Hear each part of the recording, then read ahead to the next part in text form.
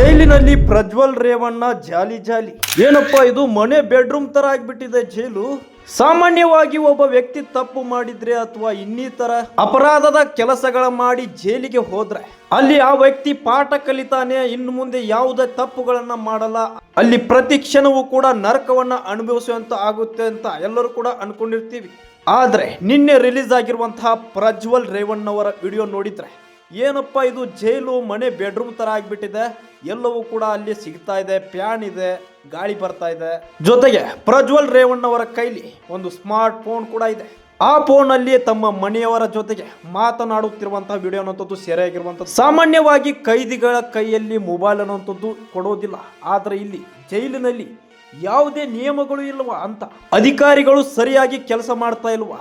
ಒಬ್ಬ ವ್ಯಕ್ತಿ ಏನಾದ್ರೂ ಒಂದು ಜೈಲಿನಲ್ಲಿ ಒಂದು ವಸ್ತುವನ್ನ ಪಡಿಬೇಕಾದ್ರೆ ಅದಕ್ಕೆ ಆದ ಒಂದು ಪರ್ಮಿಷನ್ ಇರುತ್ತೆ.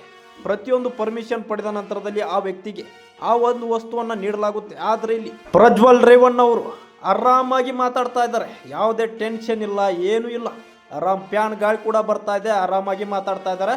ನಿನ್ನೆ ಜೈಲಿನ ಅಧಿಕಾರಿಗಳು ಒಂದು ದಾಳಿ ನಡೆಸಿದಂತ ಸಂದರ್ಭದಲ್ಲಿ ಇವಾಗ ಈ ಒಂದು ವಿಡಿಯೋ ಅನ್ನೋದು ಸರಿಯಾಗಿರುವಂಥದ್ದು.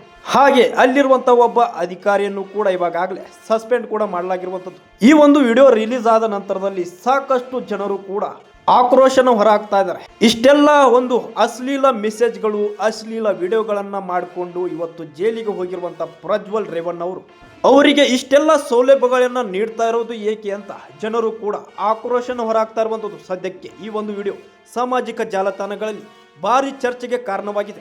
ಈ ಒಂದು ವಿಡಿಯೋದ ಬಗ್ಗೆ ನಿಮ್ಮ ಒಂದು ಅನಿಸಿಕೆಯನ್ನು ತಪ್ಪದೆಲ್ಲರೂ ಕಮೆಂಟ್ ಮಾಡಿ. ಇದರ ಬಗ್ಗೆ ನೀವು ಏನು ಹೇಳ್ತೀರಾ?